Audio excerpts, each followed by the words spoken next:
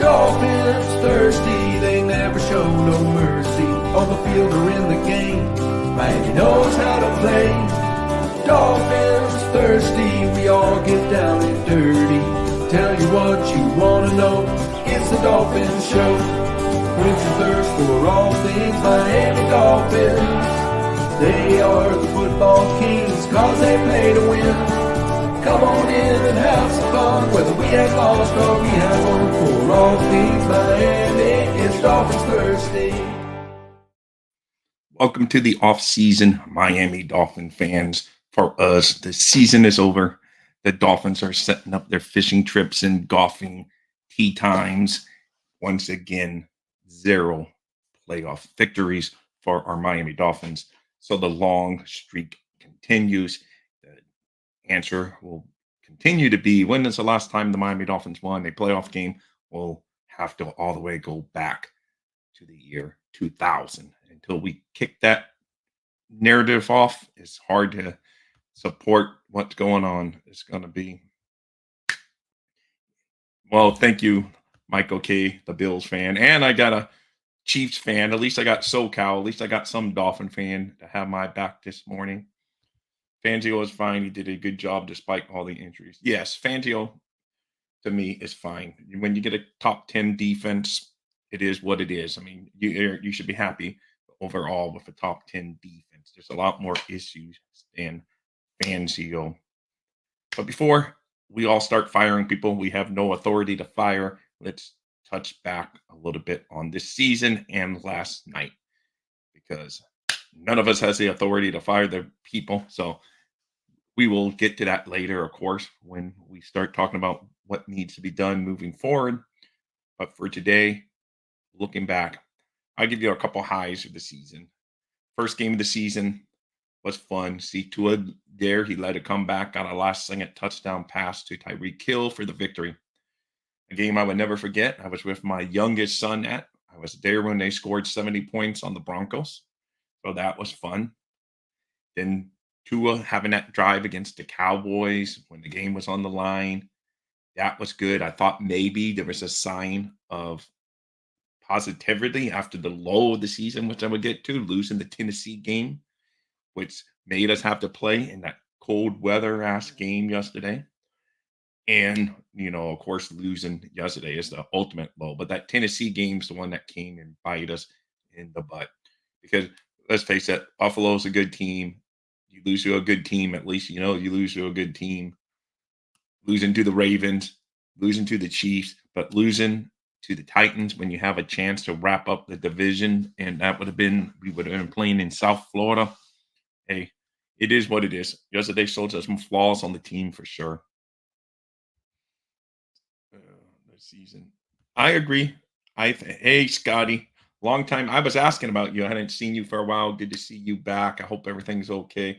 It's a disappointing one to say the least, but my New Year's resolution is not to be around negativity. I definitely popped into your show throughout the offseason. We do some draft. That will be great, Scotty, for sure. Yeah, there's no reason to drill. It's over. The season's over. People are going to want to fire people and get rid of players that we have no authority to do. That's why I say it's kind of silly, but I guess that's what makes these podcasts the thing to do. But at the end of the day, the Dolphins season was very disappointing. 0 playoff wins. I got the 11-6 right, but I was hoping that maybe the 11-6 would lead to a playoff victory, and I fell short there because little did I know, because I did predict Buffalo would win because the division, but little did I know that Buffalo would have some off games and we had a chance to win the division. I thought all along we were probably going to be a wild card team just because of the old school mannerisms. They're the defending AFC East champs until someone knocks them off. But I thought the Dolphins would get 11 wins. They did. And I thought they would get a first round playoff victory, and they did not. They still have 0 playoff wins. Luckily, we got one in the year 2000, or I would say we haven't been gotten one since, the 1990s. Sounds a little bit worse. So I'm just happy that we got that big victory back in the day. But it's been way too long, guys. It's just multiple coaches, multiple general managers, even multiple owners, and nothing changes in Miami Dolphins land. It's sad. We're always just good, not great. And sometimes we are awful, but we still don't we're never awful in the year the super duper franchise quarterback comes out. And this is not a knock Tua session. There's going to be plenty of time for that in the offseason for the people that say keep Tua, get rid of Tua. None of us has any control. So all we know moving forward is that we're going to be rooting for the laundry of the Miami Dolphins. That's what we do. That's how we roll as fans. So no matter what they do, no matter what we say, oh, I'm mad, I'm not coming back. We will come back and watch it again. And this is the same story every year. Mike needs to stop calling plays. I don't know if he would give that up. That would be cool if he does. And but we will find that out soon enough.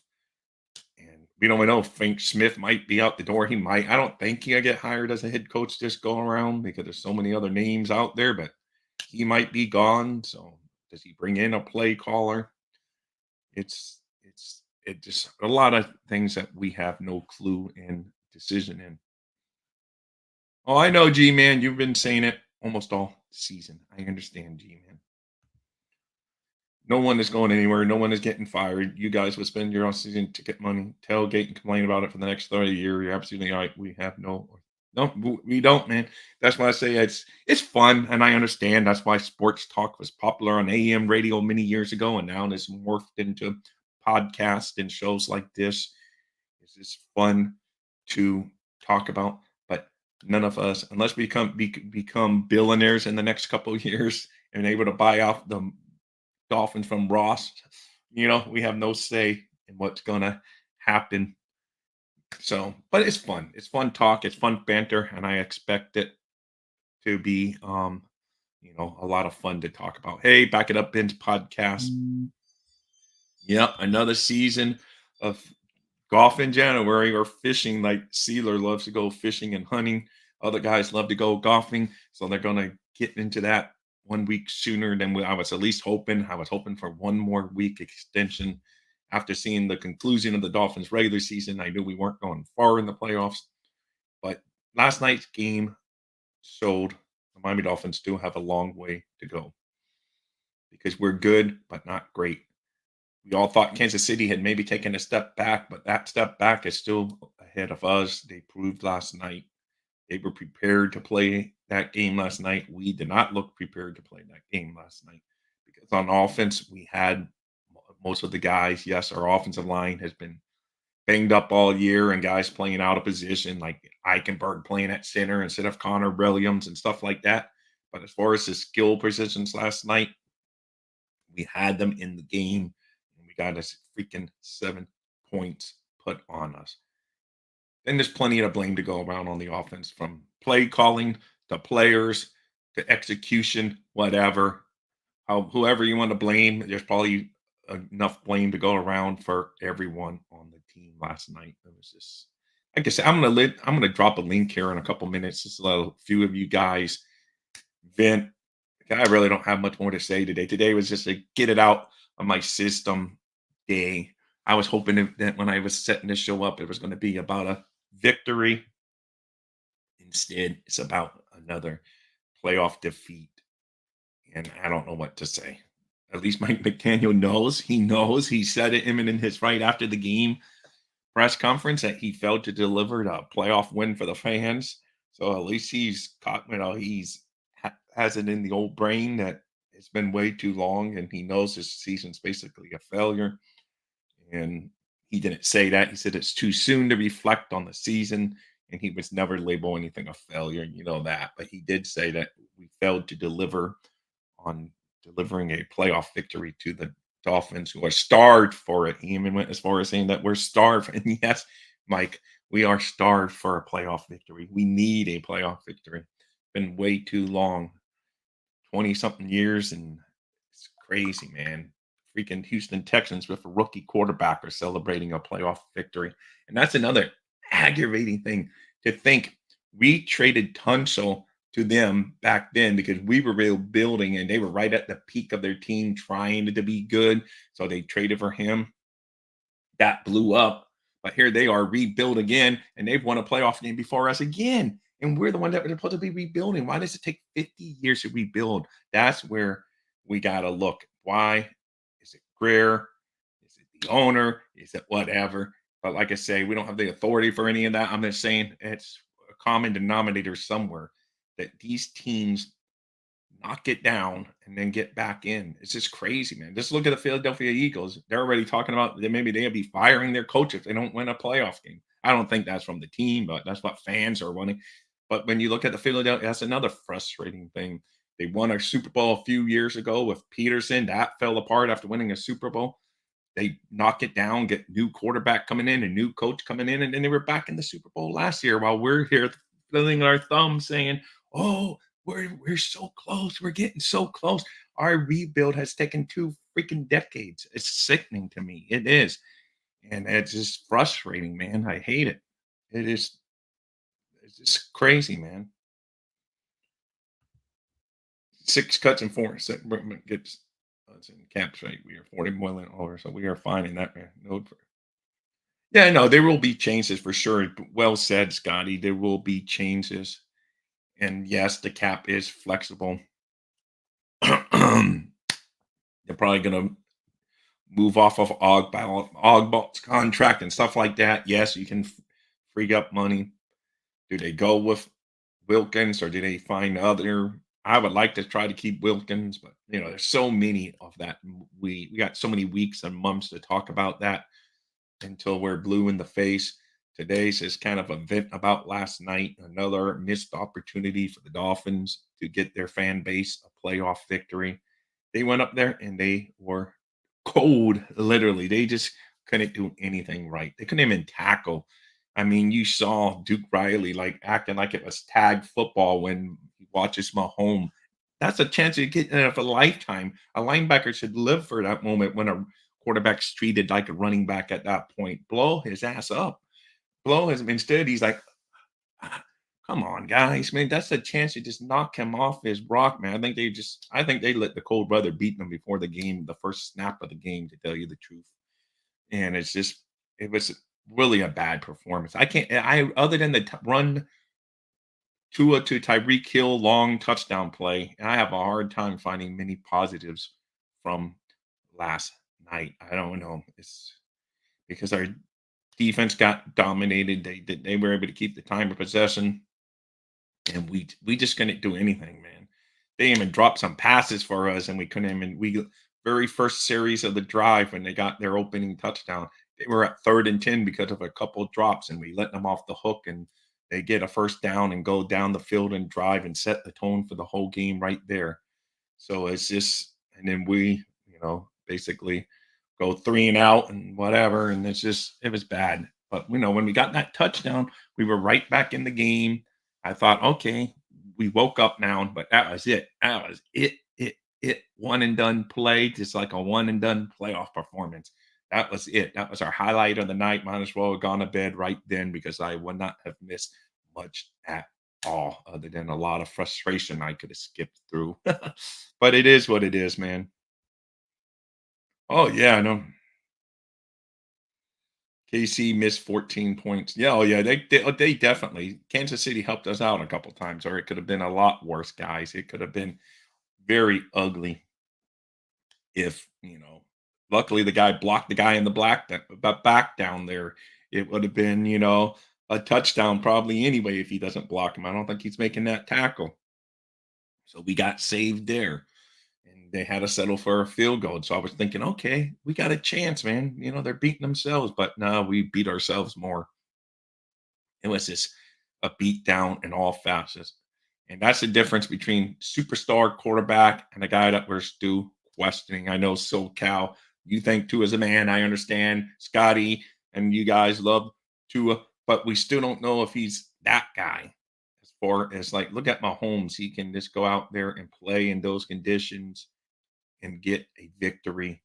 And that's what we need at that position, it seems like, in the NFL these days. And it stinks. I mean, Texans, I know they have a rookie quarterback, and there was like so many reasons Cleveland just forgot to show up too. We could have got beat down like Cleveland did yesterday. They really got beat down. They were a little bit exposed. I really thought Cleveland had a good chance to go in there and win that game. I was really mistaken on that front.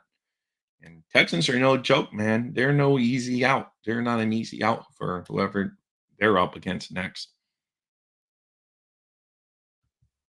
In my honest evaluation, I was disappointed in Tula in the last 5 games. Yes, he definitely. That's another. I know that's another. You can go 20 years and find. Oh no, I know. Mahomes do not grow on trees, and I know SoCal. You're a big Tua supporter, and I appreciate that, man, because I support anyone in the aqua and orange. But to me, he is limited in sometimes. He's not gonna. You can see he just doesn't have that scrambling. He ran a couple times last night. I give him kudos to that. But you see when Mahomes takes off, he's like running down there and juking and getting first. He has that little burst of speed that, of course, Tua doesn't have. Some of that comes from the hip, of course. That he probably lost some of that quick, maneuverability. Oh, can't speak, and he's not able to maneuver as quick, maybe with his hip issues that he had. Who knows? He just doesn't seem real quick when running, or he doesn't decide fast enough to take off and run, and it's too late at that point. Maybe that's it. But he did scramble for a couple first downs last night, so I give him that little bit of kudos. But we need a quarterback that can play in all kinds of weather. I'm not going to make one game an example because that's really the first game. Well, he played bad in Tennessee a couple years ago when the weather sucked. He did play okay in Buffalo last year in the regular season game. Even though we lost, he still had a decent game. But I don't know. To me, we need to. I need to see more from him before we give him $40 million a year. That's my thing. Hey, Shake Money's in the house. I didn't see. Yeah, you're right, Shake. We may very well give him that extension, which will because that way they can free up his 5th year option money, which is higher than what they can make next year's salary. So that's probably one of the moves that they will do to free up cap space. But I just don't see he's not worth Joe Burrow money. Joe Burrow has proven, at least I know he got hurt this year, but Joe Burrow got his team, helped his team get to a Super Bowl and have won other playoff games. So to me, the Chargers already played Justin Herbert, so that goes against the they he hasn't won anything yet, but they've already paid him. But I think the Dolphins have not paid Tua because they're still not sure, and that's why they put the 5th year option. And who knows, they may have him play on the 5th year option and then decide after that. But that's a big cap hit because I think it's like 20 something million to have this year, but that could be. But we'll see, man. I don't know. I don't have any answers. I wish I did, man. I'm just sitting here in my son's room when he's away at college, talking about the team I love. I, li- me and Scotty would get into the draft this offseason, and he's a capologist. He knows that much better than I do. All I know, I do like the draft, but as far as cap and all that stuff, it's crazy.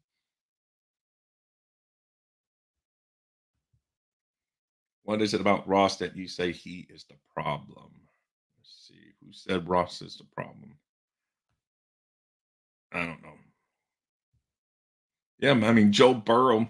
Well, yes, he did. He won. I mean, he went all the way to the Super Bowl. They lost, but and that's almost because they were giving that Rams that Super Bowl in those last few plays, no matter what it's felt like. Um,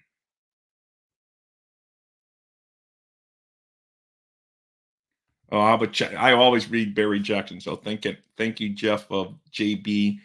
I mean JB. That's just like his name on Twitter. But back it up, Bun. Oh my God, I can't talk, Jeff. I'm tired this morning. But back it up, Ben's podcast. A lot of great content. I bet during the off season, him and I are going to do something together. I don't know. We'll figure out some project. It's going to be fun. He has all kinds of fun content, guys. Check it out. Really cool stuff. Hey, Dolphin Don, Vince, up to you for coming in. So I didn't do anything about including out. Then draft a guy, old mix maybe. They get abundantly clear this job has to be won and kept. That is the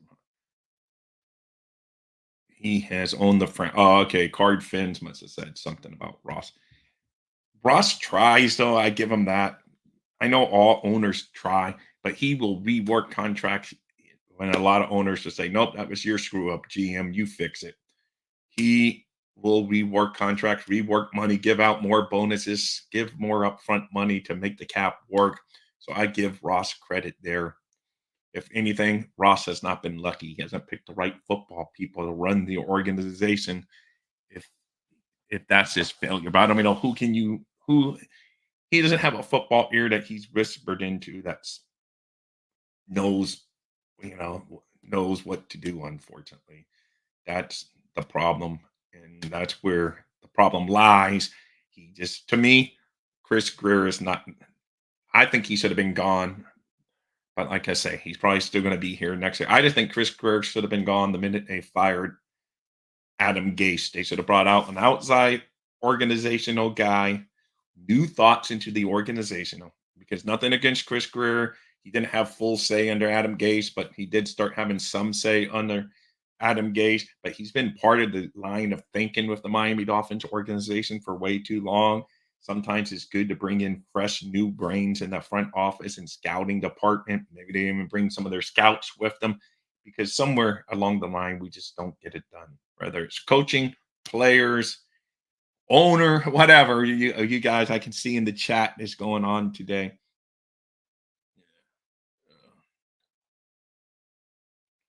Hey Justin, didn't see you sneak in there digging in the trenches.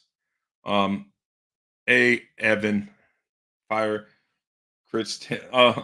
You combining all these guys from past to it doesn't even matter, man. I don't know because I celebrate. I never celebrate anyone's firing, but I celebrated Jeff Ireland's firing like we had just won the Super Bowl, and I thought changes were coming and that we were going to be better. I would never forget where I was. I had worked a long 14-hour day driving home. I was on I-75, and I hear the Dolphins because normally, I would know all this right away, but it was been a long day to check the phone. So I hear on the radio, well, as you all know, Jeff Ireland has been let go. But I started screaming in the car, yes, yes. Tears almost came to my eyes because I thought that was going to be the turning point. And here we are, few general managers later, and we still suck not winning playoff games. So I don't think there's any magic pill out there, man. I just don't get it. Some organizations just keep on churn, steal from those organizations until you find their magic ingredient. Because let's face it, so many teams have been good teams, then tore it down, build it back up, and become good teams again before we win a playoff game. It's sickening. Like the Texans have already won a playoff game. The 49ers, though they haven't won the recent Super Bowls, they have been in a few recent Super Bowls with different coaches, man. I mean, they had Jim Harbaugh with Kaepernick as their quarterback, get to a Super Bowl and lose, tear it all down, get new coaches, get to another get to another Super Bowl. It's just, I don't know. It's just insane, man. It's just, and we just keep on buying into the rebuild every year. And I wish we knew who to blame because it would be a lot easier if we knew one person to blame because it'd be, hey, that's the guy to blame. Let's go fire him and solves the problem. But there's so many elements, man. If it was just Tua, it would be a lot easier. If you looked at this team and said, man, we're a Super Bowl winning team if we have yada, yada, yada at quarterback. Hey, that's an easy fix. But when you look like, okay, we get Tua, but then we still got a guy playing center that shouldn't be playing center. And yes, we did have a great center. That wasn't on Chris Greer. We got Connor Williams. He moved him to center. It was the perfect match. Lo and behold, the Dolphins made a good move. The guy gets injured for the season, and who even knows what his status going into next season is with the ACL. So, yes, that was bad luck. But the bottom line is you needed a backup center. Not Eichenberg, listen, the guy went out there, he tried, whatever. The man played every single position, but had never even taken a snap in Pee Wee football when they asked him going into the season. No, I've never played center. And that was your backup plan. If Connor Williams got hurt, your backup plan was to have a guy that never snapped a ball in his life before this year's training camp. That's not good planning, guys. That's just not good planning because you know stuff's going to happen. You know players are going to get injured. And like I said, Eichenberg overall, I give him kudos because I ripped him for the first couple of years, but he went out there, did everything asked of him. He had to play tackle positions, guard positions, and center. but to have him as your primary backup when you had Feeney on the team, not saying Feeney was anything great, but at least he had snapped the ball before. So it's just frustrating, man. Hey, Evan. Big fins up to you, man. I didn't think I would have sent you a link, Evan, or if I thought you would be rolling already again, or same with you, Justin, and all you guys, man. I didn't know, especially SoCal. I didn't know he would be up early on this morning after he's on West Coast time. Tua is not below average, and Tua is not below average, and McD is the worst play caller. So Tua is below average or not below average. So Tua is not below average, and McD is the worst play caller. That's Hey, good morning, Lance, Mr. Truckman, driving around out there, always delivering for fellow Miami Dolphin fans. Um, oh, believe me, Justin, I know that reality. I'm going to die without a Super Bowl. Well, we won't have. I know what you mean, though. You won't have a Super Bowl, but our Dolphins won't have. We won't. Our Dolphin players won't get a Super Bowl ring. I get you digging the dirt. That's how I feel at this point. We will not see our Dolphins host that Lombardi Trophy. That's what I so want to see. I want to see aqua and orange confetti falling from the sky at whatever stadium we win the Super Bowl. But that's isn't a pipe dream. I have to have my son go win with the Dolphins at Madden so I can see it or something. So because it's not happening in reality. It's just I just think so many teams just rebuild and start over, and it's just so let's see. We still got some Tua lovers in here. Utah Fins fan, big Fins up from over there on Twitter / X. Thank you for finding us over there, guys. Even though the Dolphins lost, and it's hard to give a Fins up, if you can give this show a thumbs up, it would be greatly appreciated. And that's it. Won't ask anymore because it's a lousy day. Hooked up Joe, just saying, good morning, Dolphin and Phil fan. Let the offseason. Yes, it's going to be, we got months and months of it. We will do a lot of good draft talk here. Hopefully, I get Scotty and digging in the trenches and some other guys. And then if Fins Talk Sports Network, Evan, we will also do draft stuff. So there's going to be plenty of time for that. But today it's just kind of reflection on this season. Like I say, they gave me a couple fun. It was an entertaining season for the most part. But when December rolled around, the Dolphins, once again, they made us frown, man. It's just, we were all smiling, grinning, thinking we're the team. And then December comes, and again, we folded away. All started with the Tennessee loss. The one team that we lost to that we should have beat because we avoided that all year. And then the very last one, when we really needed it against Tennessee on Monday night, we crapped the bed, and it was horrible, man. Because if you win that game, at least you're playing. Yes, you're playing Buffalo, who tends to have our number, but at least you're playing in Hard Rock Stadium instead of the freezing elements. And at least you give your fans that give you money every single year, year after year, a playoff game at home for a change. But no, again, we were just the bridesmaid, and it sucks. I'm just with you. No, that's why I say I'm done with if like I say, I've said it. My disclaimer for the day, we have as fans no authority in whatever. But hypothetically, if they do get rid of people, it needs to be a cleaning of it, not this half-ass measures of like, oh, let's get rid of the general manager, or let's get rid of the coach. No, you just do the whole thing over again like you should have when you fired Adam Gase, because you still kept Chris Greer, who had the organizational line of thinking. I don't care if he wasn't the main man. He still was with all those people that were the main man in the Miami Dolphins. So you're going to think like your business that you work for, or the agency, in my case, that I work for. You're going to think like they think, because that's their way of doing business, or you cope or you lose your job. So Chris Greer, what's that? You needed to bring someone from outside of the organization in the general manager spot. And they've tried that before and it hasn't worked. But when you're going to do a total rebuild like they did when they got rid of Adam Gase and they said they were going to tear it down and all but admitted they were going to tank, that's when Greer needed to go too, because you needed outside the box thinking, someone that doesn't do it the Miami Dolphins way, because it was all fine and dandy when people were doing it New England Patriots way when they were winning all the damn time. But when you got an organization that's not winning all the time, you got to think outside the box. That's where I think they've gone wrong in the past. Well, last night, um, Mike McDaniel, or Mike Gase, as you like to call him, Evan, he was not happy. He was very downtrodden on his post game interview. He looked like a beaten guy. Of course, he had just come out of the freezing cold. We probably all looked like a beaten guy, but he looked tired and beaten and very down. But of course, how can you not be when your team gets beat 26-7? And it's just, it was an old fashioned beat down in the schoolyard. That's what we got last night.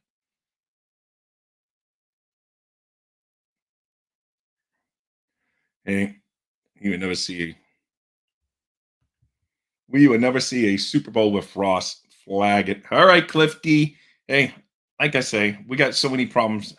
Well, if Ross is a problem, that's a big thing because he's going to be here till he passes away. Then his daughter may take over, and then maybe the daughter will sell the team to take that money and not have the stress. Who knows? But she's set up as maybe she would just sell it to the guy that wants to sell the minority, that wants to buy the minority stake in the Dolphins. Mhm. But hopefully, Ross lives many more years, healthy and strong, of course. But as long as he's here, he's not going to fire himself. And it is what it is. So you guys say, hey, Tyreek said the team met all expectations. Oh, I missed that. That would have given me a good laugh too. Steve Malloy, who I will hopefully do a show with Tuesday night. He's saving his fire for again. He couldn't join me this morning, but it's all good in the neighborhood. Yeah, yeah, yeah. Let's see. Trade them all for all I care. Hey, digging. It's just, I know. We probably will have a move on from. That's a good one, Scotty. I don't know. We may very well move on from him because they're going to say, well, we need to spend money elsewhere. But we'll see, man. It's just like I said, way too early to even speculate on what the mood of the team is. But I know one thing for sure. After next year would be the year that I think would be the moves. Because if you look at Ross's history, for the most part, he gives people at least 3 years. Greer, he has given more than 3 years to. But for the coaches, he gave Adam Gase 3 years. He gave Flores 3 years. And Flores, I think, is only gone because it wasn't like in line with Dolphins organizational thinking, whatever, some bad blood between him, things we will never know as fans, but something happened there to just move on because the whole plan was, I don't know. I don't even know why the expectations on Flores was to win because when he took over, it was the whole rebuild was the whole plan anyway. So something fell apart there organizational wise that we will never know. Someone looked at someone the wrong way, and it was time to part ways with Flores. But that one surprised me actually. I guess they wanted someone to work with Tua, and they knew that maybe is the biggest reason why, because they wanted an offensive minded coach to come in to work with their young quarterback. Maybe that's why. We never know what goes on behind the scenes. This is what happened when you ask Canada. Hold me accountable. Joe, that is business correct. Let's see, what did Joe say? Joe. We all know what is really McDaniel is staying to us getting extended because that is the only way to make the cap work next year, right? No, yes, that's what I was saying, man, because that will free up money because you've already guaranteed him his 5th year cap money, that 5th year option. So unless he's willing to take like a 2-year deal, which I doubt it, he's going to see what these other quarterbacks are getting, and he's going to know that the Dolphins are kind of held over a barrel at this point. We could have either just go with him this season, bear with him. I mean, if he has to be your backup, if you brought someone else in, but that's going to be miserable. But you owe him that money when you sign up that 5th year option. It's him and protected against injury or anything. So it is what it is at this point.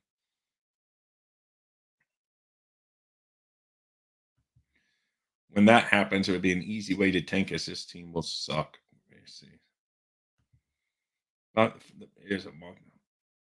See, man, that's funny. I did mock. He was my first pick. Yes, he's good. Let's see. All right, guys. I think I've rambled on enough. I am going to do an open invite to anyone that wants to join, guys. I just sent an open invite to anyone that wants to join. Evan Posner, if we take another cornerback in the first, I don't know what to say. But well, hey, if he's a stud, that's one thing. But Cam Smith was inactive last night, a second-round pick in a year you don't even have a first-round pick. So he's basically your first-round pick as far as the organizational is concerned. And he doesn't even play. And Cater Kohu, man, he's a special teams guy, man. He can't be out there covering receivers. I don't know what to say. I like Cater Kohu. I love stories like Cater Kohu. He's that guy that you just love to hear that came from a small school no one ever heard of, get the call to be an undrafted free agent. But, man, he can't be playing, man, in games like that, man. It's just they pick on Cater Kohu every single time. And there's like, if they were going to do the zero blitz, they were saying, okay, who's Cater Kohu covering? That's going to be our go-to guy. So it's just, I love his story, though, man. Don't get me wrong. Great story. Seems like a good family dude, man. Had his family come over. Awesome stuff. But you don't want him. Awesome stories don't win Lombardis. So good players do. So that's what I happen. I don't know what happened to Nick Needham. I don't know. We actually had his mom on one of our episodes not that long ago here on Dolphins Thirsty. And she just said, it's just changed and stuff. He came when the administration came in, he was banged up, and then other people came in, and I guess they won the favor of the coaches because they were playing, and then he just hasn't gotten in there. Hey, Timothy Washington. Hey, Timothy.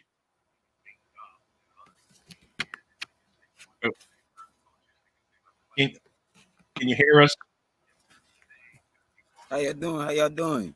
Can't complain, man. You must be somewhere colder than South Florida from how you're Yes, dressed. sir. I'm in South Carolina right now. I kind of chilly out here today. Yeah, I can imagine. Just like the Dolphins last night were chilly. So, what's your biggest gripe about last night? Let's not talk too deep into the whole season, but what was your biggest gripe about last night, basically? What went Man, wrong? all right. So the bright spots, I like the way Ethan Bonner played. Ethan Bonner, I know he didn't have too many snaps, but hold on. I got some lag on. Hold on. Okay. You're fine. I hear you fine, but okay. Okay, you can hear me? All right. Yep, we hear you fine.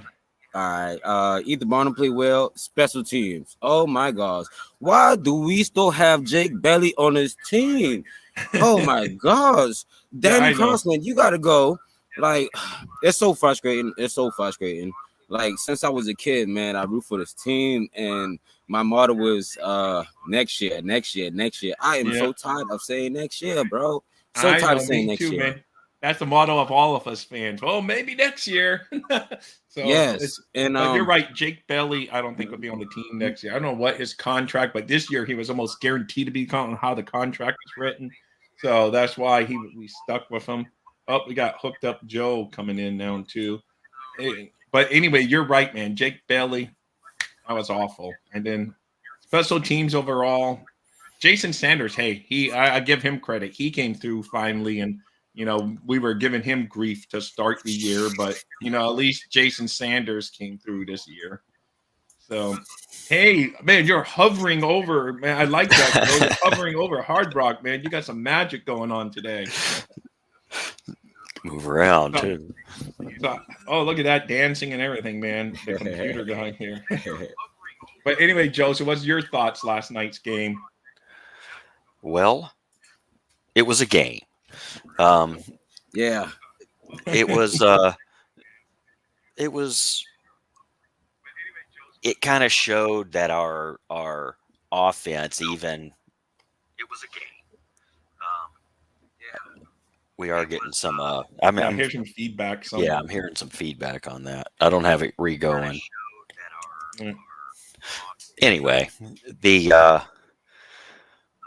it seemed like our offense just couldn't turn it on. I mean, I know they have a good defense, but man, you would really, I mean, okay, it was negative 27 wind chill, -7 at halftime, but man, the we really expected more from the run game, and I think it kind of boils down to our offensive line can give us a couple of seconds for some fast throws and can give us some blocking for certain types of plays. But once you plug up the few things we can do well, we're just dead in the water. So we got to be able to get over that hump. That was just my feeling on last night is, the injuries are, we got heavy injuries on the defense and we got some on the offensive line, of course, but the offense failed us last night. And it was the play calling. I don't think anybody here will say the play calling was great last night. But you can only call the plays that your offense can actually deliver on. And if you can't run up the middle, you can't call a play up the middle. If your guys cannot get a push up the middle, you can't run a play up the middle. You know what I mean? So, Yeah. while on the surface, we all look at it and say the play calling really sucked, right? But you also have to consider you can only call what you can call. I think it kind of boils Yeah. down. Right, so what do you think, Timothy, about what he just said? Play calling really sucks. Like Mike, man, Mike failed us once again. The last couple of weeks, Mike. Well, somewhere I'm getting the feedback. I don't know. But anyway, I don't know if one of you guys or it's me. I keep on looking at my computer. But yes, I don't Yeah, know. if the YouTube's on in the background also, you need to turn that one down because Yeah, that's well, how you'll get a double I don't lag. have my YouTube on. I made Yeah, sure. that's what I'm saying. But, If but yeah. because when you switch over and your YouTube's still on, if it's up, you're going to get Yeah. that level of lag. So that's why I All mentioned right. it. Yeah. So there you go. If your YouTube's still on, Timothy, you can try to get that off. But I don't know, guys. It's just another season of disappointment is the bottom line. We had that chance to end the playoff, drought, finally get a win since the first win since December 30th, 2000. But no, we failed to deliver. Our Miami Dolphins failed to deliver us that victory. I think the whole organization knows it, but they just don't know how to fix it, obviously. That's the inner problem that they do moves every year. They're always one of the most aggressive teams with restructuring the cap, finding a way to bring in new guys. But yet, end result is like Timothy, we like you say, we never, ever, ever get that win, Timothy, in the playoffs. And right now it's to the point where it's embarrassing, man. It's embarrassing. 24 years without one playoff win. Come on, man. And Yeah. if you look Nope. at our roster, man, we have heavy hitter roster. And I would say injuries, but this game was the most we missed Jalen Phillips and Bradley Chubb. Those two guys, they made it would have been a huge difference. You can't leave That that would have been any very quarterback destructive. that much Definitely time to thinking throw a that. You're ball. spot on that one. No, I agree. Last night that was very clear. Like I said, I don't like making excuses, but last night the lack of no Jalen Phillips, Chubb, and then Van Ginkel, and if you would have told me like all three, I was just horrible, man. If you would have told me, hey, in the Dolphins playoff game, you're going to be having Ingram be your guy and Houston out there playing, I would have been like, what are you talking about? What have you been But drinking? even so, when we get in the red zone, our D tighten up because the field got shorter. So our cornerbacks had time to do what they do. But our offense, play calling, let us down the most. Play calling. And even after halftime, I was like, okay, we get the ball back at halftime. All we gotta do is go down here, score a touchdown. We back in this game. I'm thinking a win going against our back, so it should be a different ball game. No, we came back out doing the same thing. Oh, it's so frustrating. It's very frustrating. Yeah, I know. I mean, I understand a lot of the pass attempts because when you get that far behind and you got to throw the ball a lot, I think Tua had 39 pass attempts last night, and our leading rusher had like 8 carries. So, yeah, Tua had 39 pass attempts last night. But a lot of that came in when we were already trailing. You had to try to make up ground, but it just wasn't happening last night, man. I don't know if it was the cold, a play calling, whatever. But Chula didn't look sharp again. He floated some balls that he normally throw. He made some good throws. I give him that. There was Yeah, a couple of yeah. throws that he made nice. And I'm like, oh, okay. but then it's just like then the next throw will be way over the guy's head when the guy's open, and that's happened a couple weeks in a row, and it's frustrating. And I understand fans. I understand on both sides. I understand the Tua nears that people want to call them or whatever that support Tua no matter what. But I also understand for the guys thinking, oh, this might not be the guy. That's why it's a problem, Joe. We just don't have. It's hard to say what one single problem is.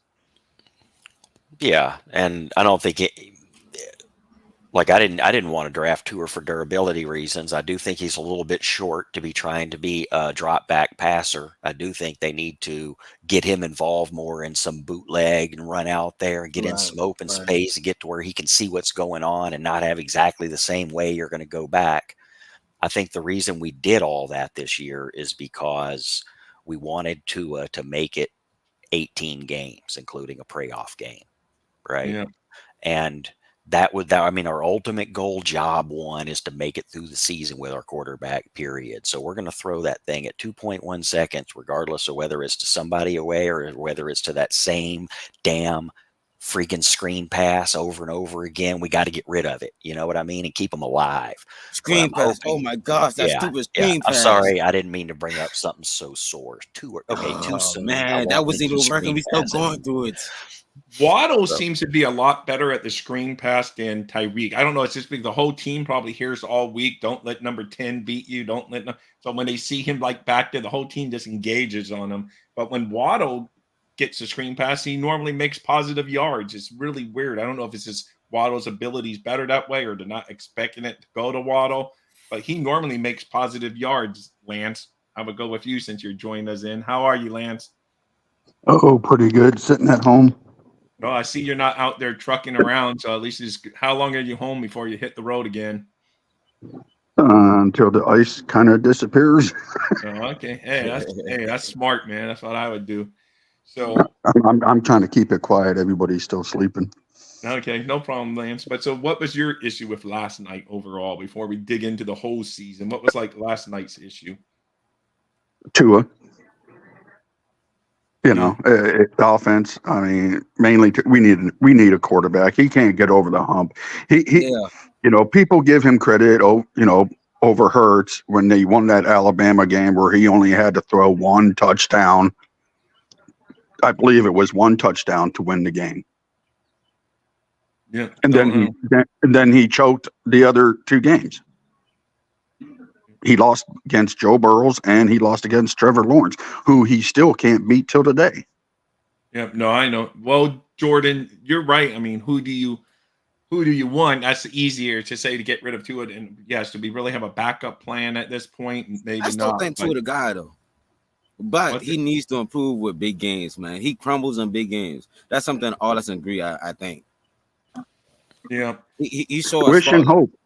I mean, really, wish and hope and hope and hope.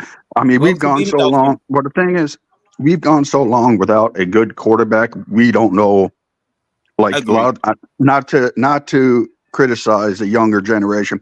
They don't know what a real good quarterback looks like on this team. You're right. You're right. So long.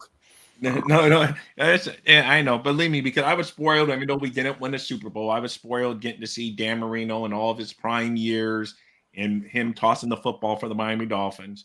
So that's why sometimes maybe I'm unfair on Tua to the hard regard because I expect such great high level play that when Tua doesn't perform up to that high level, then I'm like, oh, he stinks. But at the same time, he's just good enough to tease you. And that's where we are, because if he was just like all awful during this whole season, it's a lot easier to move on from him. But he gave you enough to where I think he puts the Dolphins in a hard spot, Lance, because if he just went out there and sucked every single week all season, they're like, okay, well, we gave him the 5th-year option, but we can move on from him. But he's good enough. It's like he's good enough.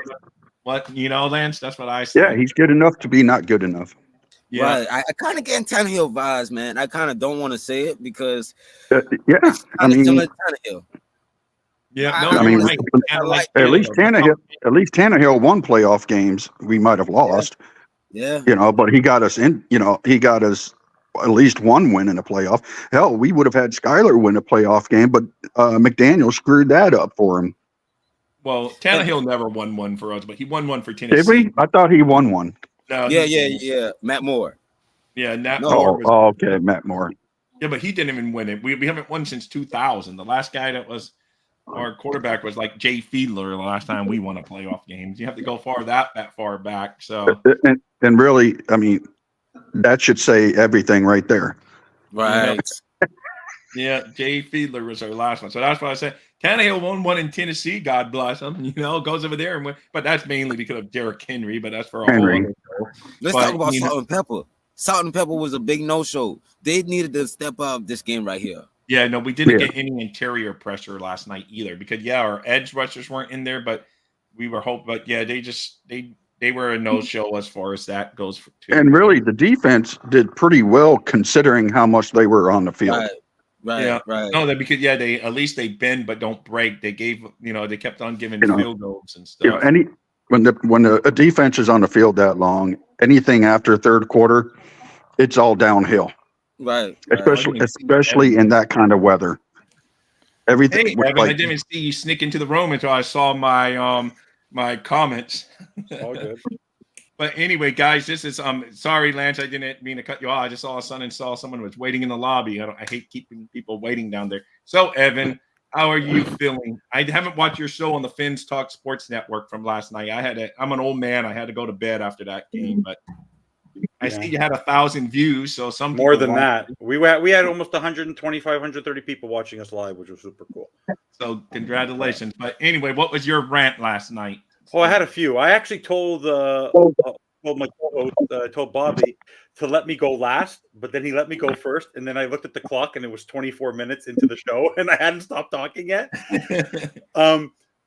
Overall, I just want to make it clear to everyone, and I appreciate everyone who's on the show. Obviously, I appreciate you, Rob. Is last night I was the one who said to you after the Tennessee game that the season was over. The reason I said the season was over was that Mike McDaniel proved to me over and over again that he is a nice guy, great play designer, not a head coach, and not a head coach who can win when it matters. You talk about last year with the Chargers. Then you talk about the game in Buffalo where he abandoned the run.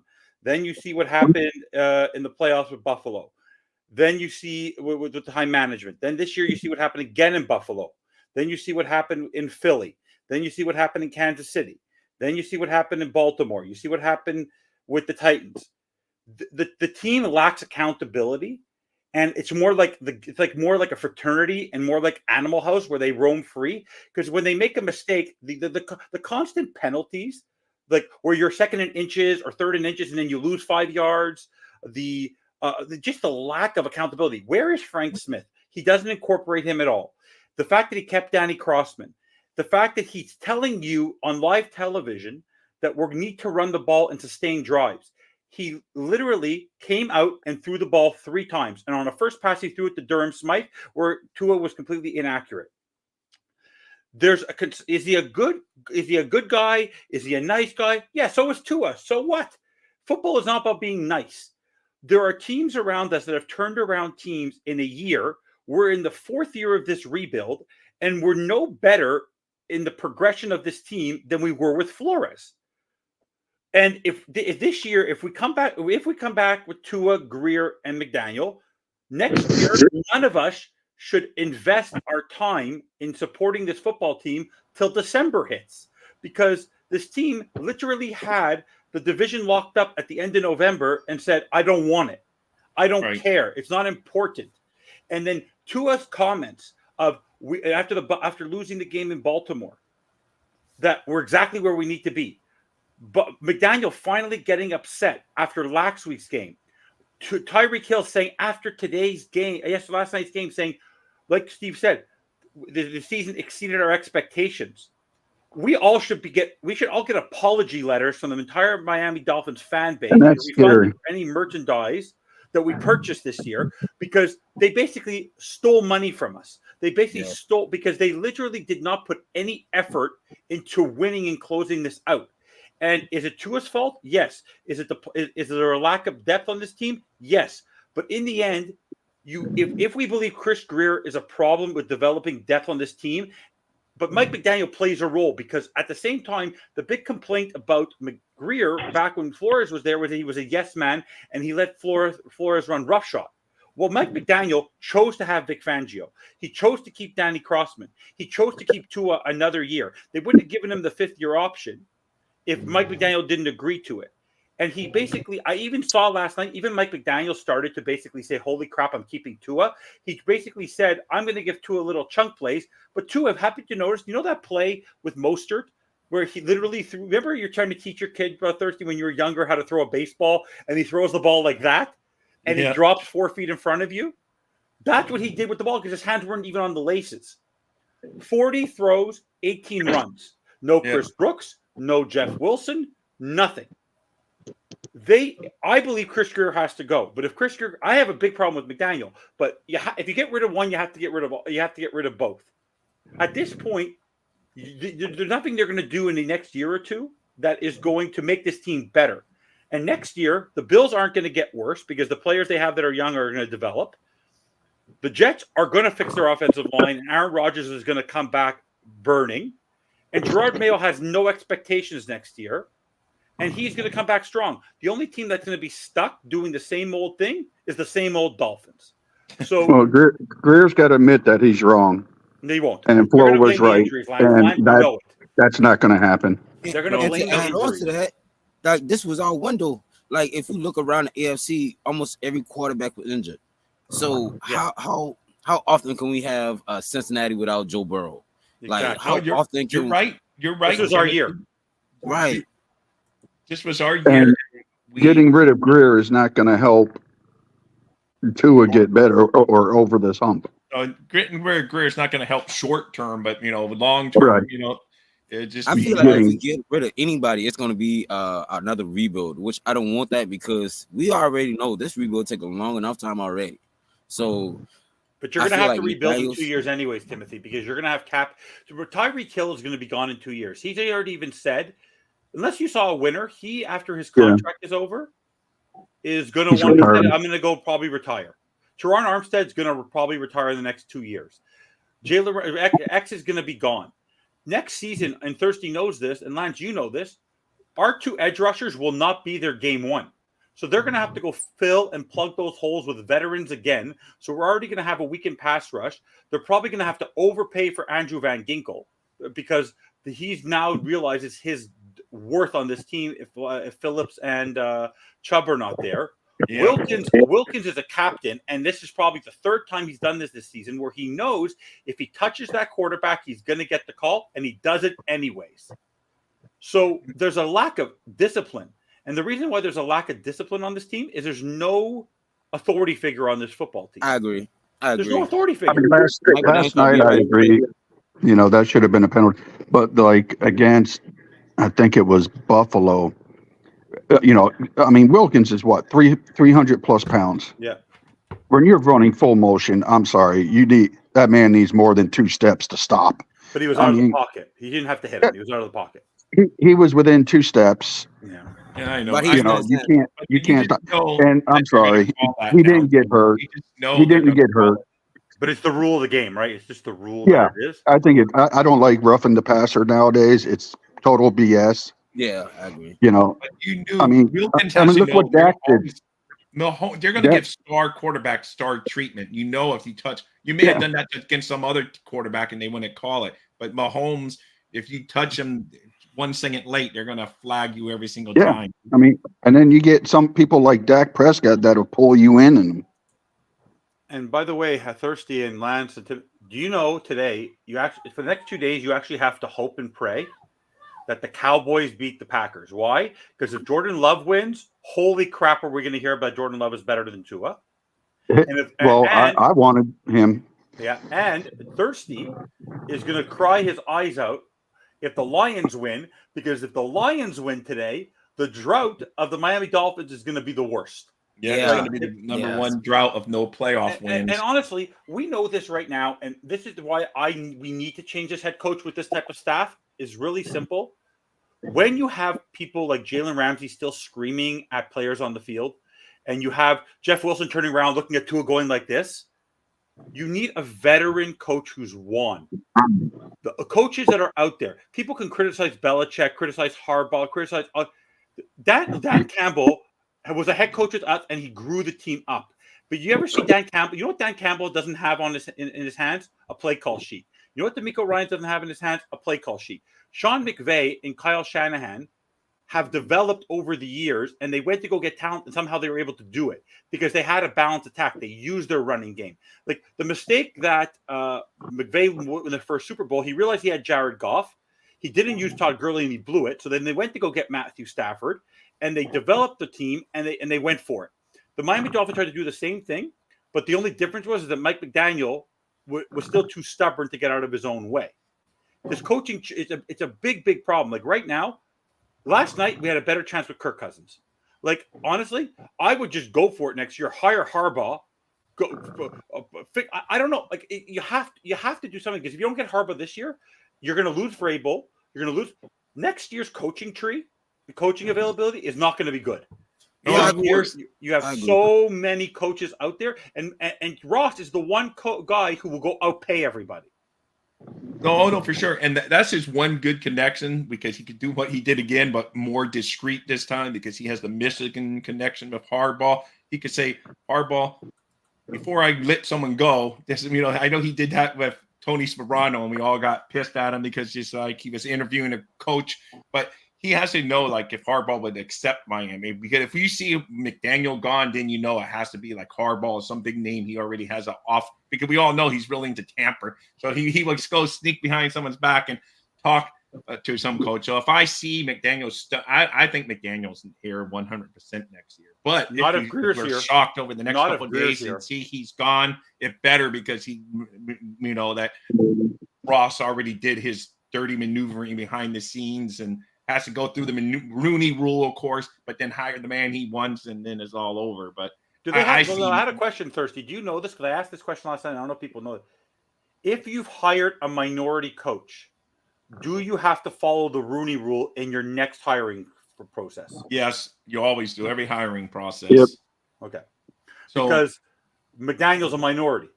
Actually a minority hire. Like he counts as a minority, but yes, you still got to do it for every single time. So let them interview Eric Studsville and then just hire Jim Harbaugh. I don't care. Do something. Go interview Sam Madison. But let me ask you all three this question, Thirsty. You know how I get into my hosting mode. Do you want Greer gone, Thirsty, correct? You're not a fan of Greer. Yeah, he's the guy I'm not a fan of. Correct. Lance, how about you, Lance? We got one more year with Greer. One more year with Greer. Okay. I'm done with Greer. Timothy, do you want McDaniel? Nope. I think McDaniel should at least give out play calling. I think we can all agree McDaniel suck at play calling. You know he won't. Because every coaching tree, whether it's McVay, Shanahan, or LaFleur, take those three as the top three, all call plays. McDaniel won't give it up because McDaniel wants to he's just controlling. I always made the joke when he first got hired him and he started doing what he was doing. There's something, when you go to a casino and they keep you at the blackjack table because they put something in the air. That's what they do in the head coach's office of the Miami Dolphins. The head coach is so in his own way. We need a guy who's able to bring people together. If you had a Pete Carroll last night on that field, or you had that's a unifier. That's a guy who gets angry on the field. Mike Vrabel puts discipline on your football team. Like I made the joke, but Brian Flores, that would not happen last night because he never would have let Tua throw. He would have ran the ball 24 consecutive times. Also, we would have made halftime adjustments. Yeah, we would have made halftime adjustments. We won't do. I agree with you. The Dolphins have not made good adjustments when things are going wrong. If the plan that they did all week works well, then they look like they're the greatest coaching staff ever. Right. But if a team's stopping them, they don't make adjustments to say, well, they're stopping this, let's do that. I agree, Timothy, where we fell. And the other thing I like about Flo is if the quarterback wasn't playing well, he pulled him. Yeah. No, for sure. But we'll see moving forward. And I just, like I said, I think we're all going to be with McDaniel next year. Greer, let me know next year. Don't buy your season tickets, Thirsty. Wait another year. Do not spend your money. Do not waste your money. Yeah, I'm like, I won't buy no more new product, a jersey, hat, unless they win a playoff game. Like, come on, this is embarrassing. But even next year, Timothy, winning a playoff game is not enough. 1 and out with this roster. See, Yeah. you know what gets me? I actually saw these like 2-and-airs, but at least we made the playoffs. I was like, man. are you freaking kidding me? No. Are you That's kidding not me? done. I think we all can agree going into the season was winning one playoff game. Just one. To a fan, whatever. And after the Broncos game, I think we all felt like we could have maybe do this year right here. Broncos, we put up 70 points. I'm like, okay, we might go to Super Bowl this year right here. Yeah. Boy, was I wrong. Do you understand the Miami Marlins have had more success in the last 20 years than the Miami Dolphins, and they tank every year? I know. Like the Miami Heat, the Miami Heat just signed their head coach, who gets all these crappy players, and they just signed him to an 8-year, $125 million contract. The guy takes nothing, and then goes to the playoffs every year and does something. Why? Because they've developed him and they've grown with him, and they have a tutelage of Pat Riley. Who is Mike McDaniel's mentor on this team? It isn't Coach Fangio, because Coach Fangio's up in the booth keeping Kader Kohu on Rashid Rice. Yeah, which is they have Rashid Rice look like Jay Rice. I know. No, they did. Good point, Timothy. Yeah, they were. Yeah, I thought the same thing. I hated to say it. When I saw him got hurt, I was like, "Oh, please let him be out of the rest of the game." I was like, maybe this our chance to come back. Come on, let's go. I was like, I'll pray about it later. I love the Kader Kohu story. Great story, but he's a special teams guy. Just have him out there on special teams. Don't have him covering these great guys, man. He's a great story. Undrafted, coming from a small college. Family comes like all the way overseas to, survive here in the United States. Great super story, but man, super story doesn't relate to super winning. You can't have Kader Kohu on these good receivers. They need to play Nick Needham more too. I'm sorry. I don't know what happened to Nick Needham. I don't know. He's not in favor with the current coaching staff. I don't know. We had Nick Needham's mom. Well, the thing is, Fangio likes playing veteran, players who have a lot of experience. Yeah. No, I agree. Hey, Jordan, welcome to the show, Jordan. Hi guys, I'll keep it brief. I don't want to waste anyone's time. You're never. I'm convinced. So long as Tua is here, I don't like saying this any more than the 2 years like hearing it. But we're not going anywhere, and they have to be aggressive. Kirk Cousins is available, and they need to make some bold decisions. Sam Howell, he could be a franchise quarterback. Apparently, Washington wants to move on from him. He played devoid of really any talent in Washington. One of the worst offensive lines. He still put up big numbers. But I try to get Kirk Cousins and hope. We just need one GM to sucker one GM to give up even a third-round pick for Tua, because he's still got upside, Tua. But I don't want to see this talent go to waste if we're healthy. That's all I got to say. I have my ideas, but nobody some people like it. But go on. What's your idea, Lance? My promo. Hey guys, if you're in here and you like it, nail those thumbs up. That thumbs up. Helps a little channel grow. All right, Lance, say whatever you want to say. We can get a first for Armstead, right? No, I don't think so. Hold on. Somebody will give a first for Armstead.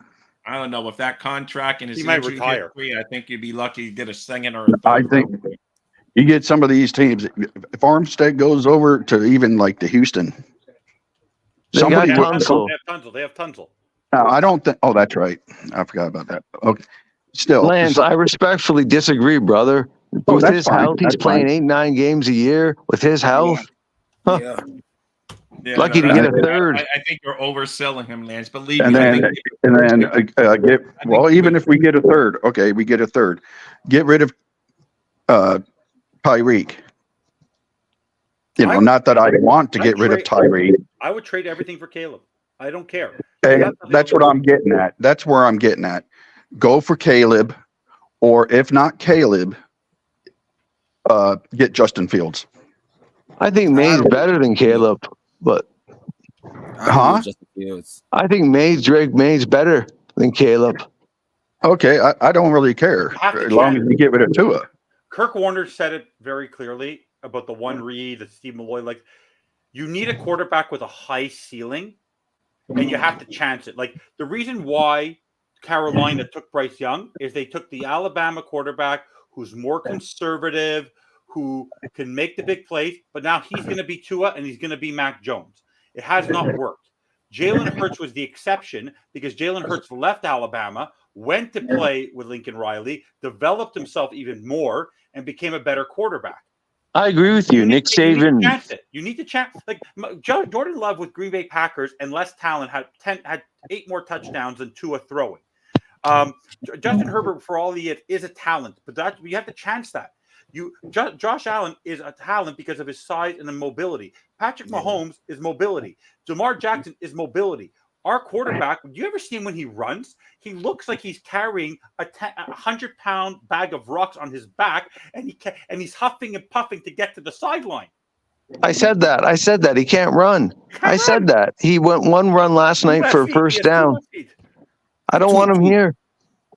2 first-down runs. Yeah. 2 first rounds. Okay, well, I didn't watch the whole game. It was getting out of hand and just brutal. And we can get a first for him. Hell, we can even get rid of Mostert. I agree. Well, Mostert's too old. You're not going to get too much. I mean, what's he, 33? After this year? You can get rid of him this year because he's only on an option. We can get rid of all these guys. We don't have running backs on this team except Achane next year. I would have liked to see Brooks. It's a pity he didn't get much playing time. I'm really upset with McDaniel. Yeah, we will see moving forward and into next year, but we got so many moves to make. No, but by the way, I think we should either go for Caleb, get rid of some players to get Caleb, or get Fields. No, or get Henry. Lance, I want to remind you respectfully, though, we gave up. Apparently, we're willing to give up 5 first-rounders and switch spots with Cincinnati for Joe Burrow, and they said no. So, what makes you think they're going to give up Williams, the number one? That's a whole different scenario. Okay, I'm not going to argue. Okay, but Joe Burrow's he was a hometown boy. There that's was true. And even Cincinnati said they're not giving up their first round pick. How often do you get a hometown boy to play in your town that came from your town and play Well, he was effing special in college. It wasn't his hometown that made him. That's why they wanted him. That's the primary reason. Yeah. Well, I don't know. We just got, to me, there's just too many issues on this team, unfortunately, guys. Like Christian Wilkins is going to be a big decision. You just let him walk. And then if so, we're so stupid for not trading him last year when we could have he was a tradable asset last year. So now we're just going to let him walk and no draft compensation other than maybe a compensatory pick or something. Yeah, we'll get a third compensatory, but it's really like an early first.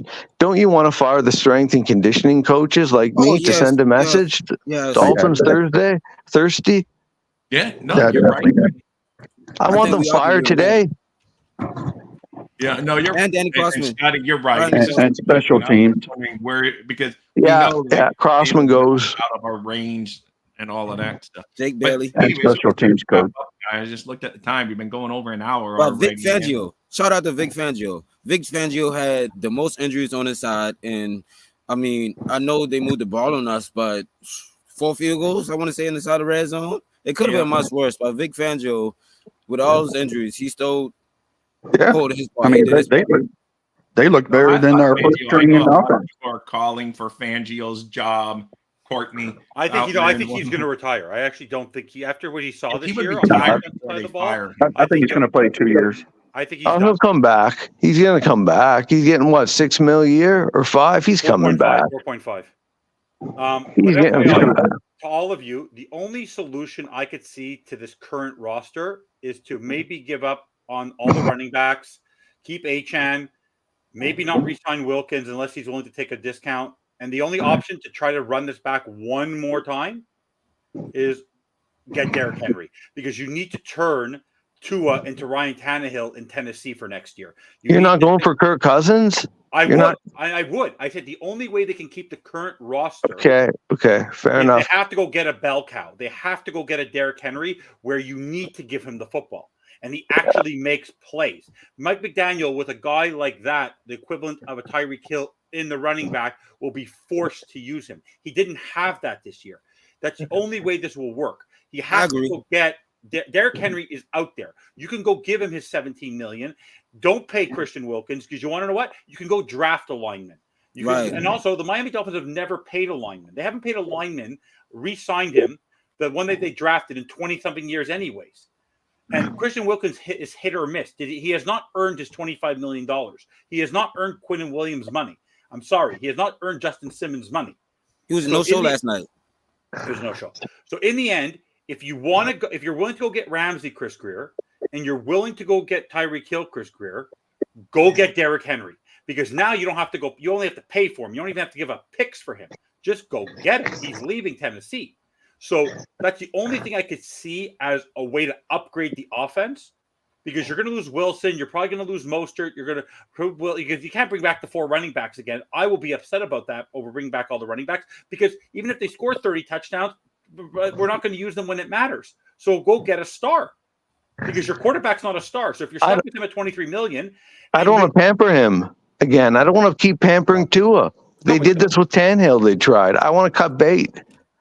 So do I, but they can't. But at $23 million. But by the way, Jay, that at $23 million, you can afford to go get a really high paid another quarterback who can compete with him, or you can go get Derrick Henry. That's the equivalent of paying a $40 million. I'm scared about his age. Straight up, I'm scared about that man's age. Give him a 1 year deal with an option for $20 million. And then you try it out. You get one last stab at this roster, because after next year, you're not going to be able to keep Hill anyways. You're going to have to cut him because he's retiring. He says, "Yeah," or you have a $90 million cap hit if he doesn't retire. Well, Mike McDaniel's work with Kirk Cousins. I'll leave it at that. Have a good day, guys. There's familiarity between the coach and Kirk Cousins. Take care, Jordan. Thank you. I'm going to be wrapping up here in a minute anyway. Thank you, Jordan. But anyway, guys, it's almost a wrap. All you guys that give a big fins up. Hey, Lance. Fins up. Fins up to all you guys. Thank you so much, man. Well, that's it. So anyway, guys, that's it, man. Evan, thank you for joining from Montreal. That was cool. I want my apology, Thirsty. For what? Who called everyone? You and Malloy and everybody, and Finkel, and everyone was ripping me for 2 weeks. Wait for it to all play out. I called it 20-3. It should have been 40-3, 40-7. Like this was I called a dominating loss. Yeah. Everything I said was going to happen, and I said on the show, I don't know if you were there. I said the moment that Tua throws his first interception, the game is over. The Miami Dolphins will not recover, and he did it. And he did it, and there was no chance they were ever going to do it again. They were. No, I know. Hey guys, Shake Money, check him out on the Fins Tailgate. He always brings his A game. I don't know, Shake Money, when your next show goes, but they always have something going over there. Yeah. I know you will be on sometimes. No, I'll be in and out. I'll check Dolphins Diaries. You might have someone tomorrow, Courtney, but I might jump on at one point. You guys are gonna have real talk. I'll be around. I'll have my bandwagon show later this week. Thank you for the promotion. Yes, Courtney Daw. She has Marissa Marino tomorrow night here on Dolphins Thirsty at 7:30 p.m. So check that out. They're going to be talking all things Miami Dolphins. Evan, I tease him that he gets more screen time than Tom Cruise. I see him. He was on Fins Talk Sports Network 3 different shows yesterday. So, but by the way, I was right. That's the one thing. At least I spoke the truth, because but Thirsty, you know this. I love this team as much as you do. I flew down. I tailgated. I spent. But the one thing I have been consistent about is Mike McDaniel. It's been a harping point for me since the Chargers game of last year that I want to see something different. He's yet to show me something different. And I don't care about the talent on this roster. I can hear that till I'm blue in the face. You chose this roster. You work with the team. You choose your offensive starters. You choose how you're going to tell Tua what to play. And you know this last night. How many times did they wait till 1 second to snap the ball? No, I know. The lack of communication, the lack of cohesion, the whole thing that happened in Baltimore with the open receivers. You have 3rd and 15. You have 4th and God knows 4th and 4, and you have Patrick Mahomes running forever. You know, it's unbelievable. Yeah. I agree, man. Anyway, thank you, Evan. Guys, if you're here and you haven't hit that like button, do it. It helps the show. No more promoting, because the Dolphins put a stinker on last night for all of us, unfortunately. Long off season. They'll be golfing and playing golf and, going fishing. And we're still going to be whining about the Dolphins. So that's just how it rolls in Miami Dolphin land. We got a whole bunch of people in here guys, if I didn't get to say you guys out by name, Newfoundland, I did see you sneak in there. Steve Merloy and I will be on the Fins Talk Network Tuesday night, 7:30, as always. Make sure you check out Doll Fan Diaries with Courtney tomorrow night here on Dolphins Thirsty at 7:30. Her and Marissa Marino will be talking all things Dolphins and football. Evan, big fins up to you for coming in here on the last minute. So I'm always happy to help. I'm always happy to listen to you. I have to do so many things today, but I'm happy to just sit here and multitask. Well, I'm happy. So guys, fins up, thumbs up, have a great day, and things eventually will get better. That's what we say. Eventually the Dolphins will win some playoff games. Yeah, sure. See you later. Fins up, thumbs up. Guys. Dolphins thirsty, they never show no mercy. On the field or in the game, Miami knows how to play. Dolphins thirsty, we all get down and dirty. Tell you what you